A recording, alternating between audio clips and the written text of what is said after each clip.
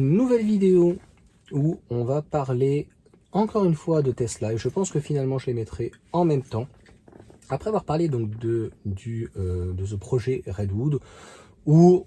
on a déjà, alors on n'a pas le descriptif, on n'a pas le détail, mais on a une très grosse idée, comme on a eu une très grosse idée du modèle 3 Highland, comme on a eu une très grosse idée, on a une très grosse idée du modèle 3 Highland, donc performance si on peut dire, le Dicrous là, comment il sera appelé, on verra bien, et puis on a une très bonne idée donc du Juniper, du modèle Y, comment ça va arriver. Et ce qui se passe très souvent quand tu as une marque comme Tesla, un petit peu à la Porsche, où tu as des voitures de luxe, après tu as une Boxster Cayman, mais surtout avec le Cayenne, et quand le Macan pour le coup est arrivé, il y a eu une augmentation du prix du Cayenne, et d'ailleurs à terme au bout de 2-3 ans, finalement le Macan était au prix du Cayenne de l'époque. Et donc c'est ce qui risque fortement d'arriver, et de me dire que de toute façon le modèle Y, alors le modèle 3 mais surtout le modèle Y, me fait dire que il va pas rester dans ces prix-là. 43, il va peut-être rebaisser à 40, il y aura des aides, il y aura plein de choses, il y aura peut-être des primes, des soldes extraordinaires, mais force est de constater qu'au même titre que le modèle 3 cette année ne va plus trop se vendre, l'année suivante, malheureusement, il ne se vendra plus trop parce que de toute façon, il est fait en Chine, et le modèle Y, de toute manière, devra et va réduire inévitablement ses ventes au profit des deux autres véhicules, d'une compacte et d'un crossover. Donc ça va se traduire inévitablement par un prix du modèle Y un peu plus élevé, qui risque de revenir quoi, entre 45 et 50 000 euros, et pour faire la part belle au modèle un peu plus compact, c'est tout à fait normal. La compacte sera prix de départ aux alentours des 30 000 euros, très certainement. On aura une version grande autonomie qui va être certainement en dessous de 40 000 euros. Et puis je ne sais pas s'il y aura une version un petit peu dite performance, mais il y aura une grande autonomie, ça c'est certain.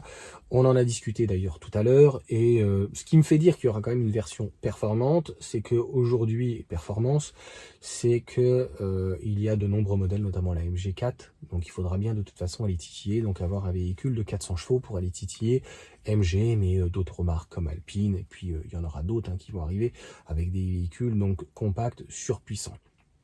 Donc on a aussi la 600 qui devrait être en Abarth, où on parle de mémoire 240 chevaux. Donc Tesla ne pourra pas s'en arrêter là. Donc il y a de fortes chances aux alentours des 30 000, 40 000, une grande autonomie un petit peu en dessous de 40 000, tu vois, et une performance qui se situerait peut-être un petit peu au-dessus de 40 000, tu vois. Tout ceci, encore une fois, est ajustable encore, parce que ça va dépendre de la volatilité du lithium, de ces différentes choses. Mais sachez qu'aujourd'hui, mis à part les offres qui sont dans les stocks,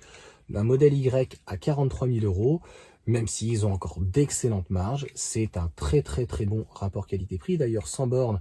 je trouve que Vincent en a très bien parlé. Il dit, et c'est vrai, que pour 43 000 euros, c'est très cher,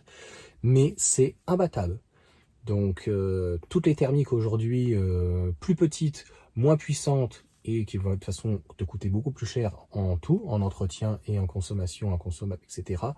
clairement sont soit au même prix, soit un tout petit peu moins cher, voire plus cher que finalement un modèle 3 ou un modèle Y. Encore une fois, on parle du modèle Y essentiellement parce qu'aujourd'hui, c'est celui qui va avoir le bonus. Donc encore une fois, à choisir entre un modèle Y un peu vieillissant et un modèle 3 nouvelle rafraîchi, les gens vont se tourner plus vers un modèle Y. Encore une fois, c'est tout à fait normal. On verra en tout cas comment Tesla va réagir et s'ils réagissent par rapport au modèle 3. Mais peut-être que s'ils ne réagissent pas actuellement, c'est parce que on vit les dernières années, les derniers temps du bonus. En tout cas comme on le connaît. Si l'année prochaine, il n'y a plus que du leasing social et très peu d'aide sur un super bonus et un bonus réduit à peau de chagrin ou qui disparaît,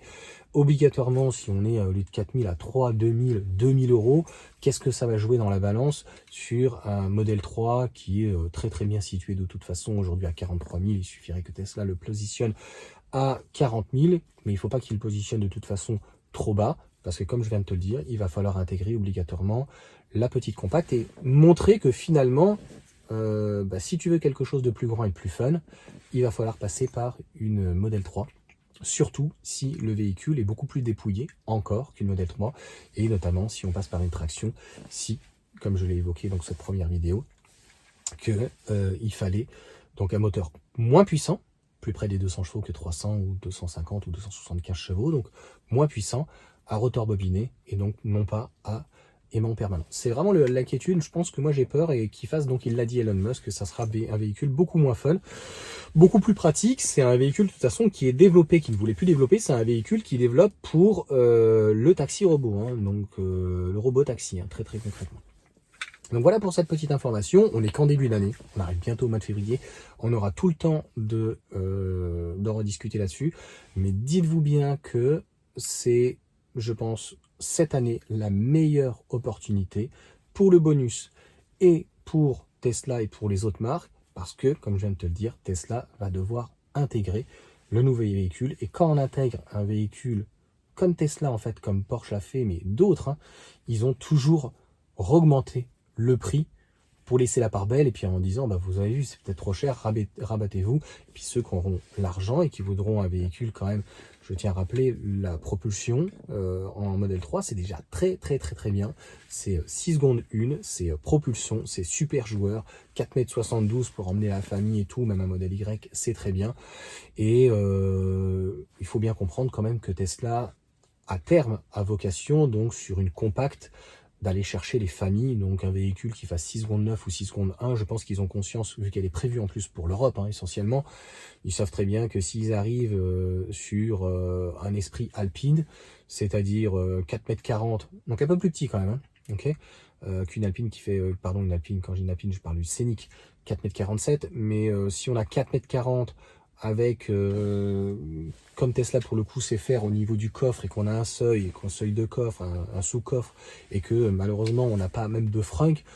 les gens de toute façon à la concurrence il n'y a pas de frunk, donc le gros point fort ça sera le coffre, l'espace à l'arrière, et puis il y aura certainement aussi ces sièges, tu vois, qui sont inclinables ou quoi, qui vont disparaître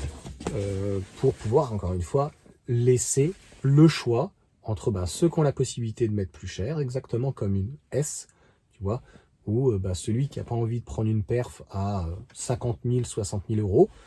celui qui n'a pas envie d'avoir une Y performance à 50, 60 000 euros, il passe éventuellement sur une X, tu vois, il y a quand même un gap qui est très énorme, il va falloir qu'il y ait un gap aussi au niveau de la compacte et du crossover, beaucoup plus important avec le 3 et la Y. J'espère en tout cas m'avoir fait comprendre sur cette vidéo. C'est une vidéo donc un peu plus technique commerciale. Ce sont des techniques donc commerciales, et qui me fait entendre que c'est la dernière année que Tesla baisse les prix sur la 3 et la Y. Ceux qui voudront ce type de véhicule, après il faudra payer certainement plus cher, parce que encore une fois,